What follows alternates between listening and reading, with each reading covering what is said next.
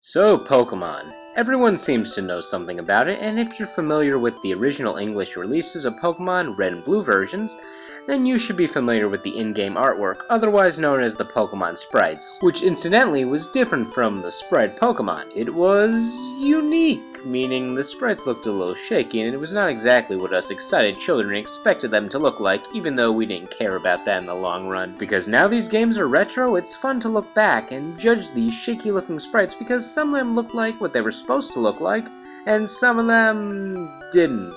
Something's wrong with your eye there. You know what, it's fine. And this isn't a serious art critique or anything. I'm not judging these based on how good or bad they look. It's just to look back on things that looked unintentionally bad, or even unintentionally good. So this is the top 10 Pokemon Red and Blue Sprites. Number 10 is Aerodactyl. Now, we have a rock pterodactyl here, one of nature's finest beasts. So, what makes this sprite different from any other sprites that have appeared in the game? Well, this one is clearly flying downwards. Say there's something the Aerodactyl eats that's on the ground, like, I don't know, what do they eat? A hot plate of cookies. Now, which one's ready to get that hot plate of cookies? I'll tell you which one. It's on the screen right now. Number 9 is Exeggutor. It doesn't actually look that great, but here's my case. You're on a tropical island one night, it's very dark, and then all of a sudden, this appears! Yeah, that's kind of unnerving. It's spooky. I don't know how I'd feel about living palm trees in general, but this one is like leaning in. He looks like he wants to tell me a secret. Just keep your secrets to yourself. I don't need to get involved. Your breath doesn't actually smell that good either, so just please leave me alone. Number 8 is Snorlax, because, well, look at its pose. It looks like, yeah, that's why. Number 7 is Muck, because this is what I expect a creature made of sludge to look like, not like other iterations of him, such as this one that looks like a melted smudge of butter, or this one that looks like ice cream that was just left out in the sun a little too long. Number 6 is Clefable, because it doesn't look generic. It's boogieing down, and that's something I can respect. Like, just imagine it as some disco star. There, that looks right. All I'm asking is it doesn't stand there generically. Its foot is mildly in the air, which implies dancing, and people do waggle their fingers when they dance, so it's dancing to me. It's better than other pink creatures like you, Wigglytuff. You with your two-dimensional stare and your giant eyes. Plus, it's adorable, I guess. Here, I have this meter of adorableness lying around. Meter on a scale of what looks to be dead tree for the least cute and puppy for the most cute. How does this Pokemon sprite rank? Ooh, kawaii! Thank you, Meter. I think that's a good rating. Number 5 is Poliwrath. Look at that pose. He's ready to fight.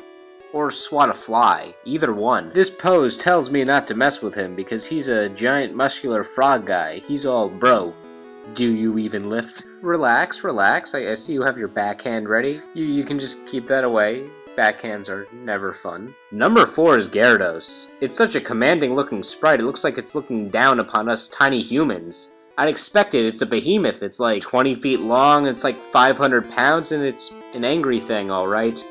Very angry. Plus, the anger in that sprite could settle down any rowdy person. Like, hey, I'm angry at this one thing! Hey, you screwing around there? No, I was being good here. Good. That's the response I expected. Number 3 is Tentacruel. This sprite has some pizzazz. It has its tentacles crossed like arms, and it's a lot more creative than maybe any other sprite it's had in the series. What are these sprites even? Just jellyfish poses swimming in the water? This is the king of all the sprites, obviously. In fact, he looks kinda like a king, like royalty looking down upon his inferior subjects, or like some disappointed parent and his son or daughter at their report card. Or just some angry kids, like, they can't ground me. I'm Tentacruel. I'm angry. Meh. Another reason this sprite is great? He has his arms crossed like some of the greatest heroic icons, like, actually, that's a good example. Number 2 is Haunter.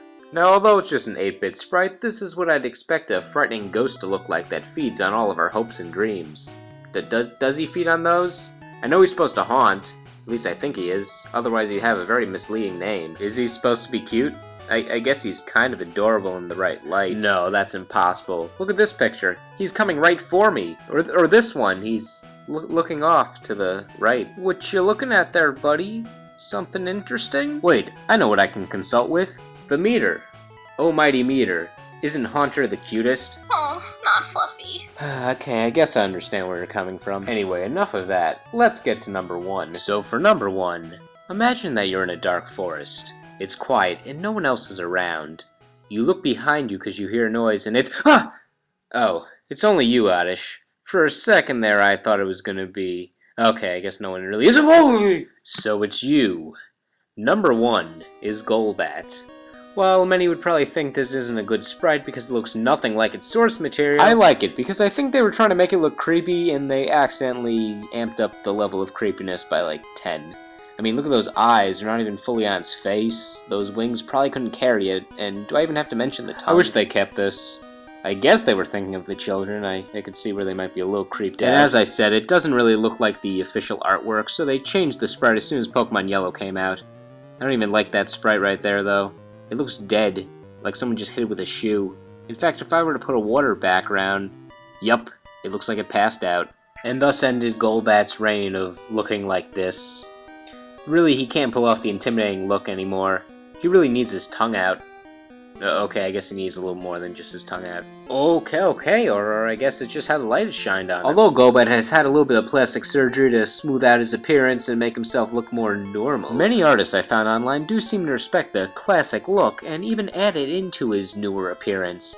He looks a little cute even. In fact, meter that measures adorableness. Isn't this a cute... Oh, scary. Okay, maybe not.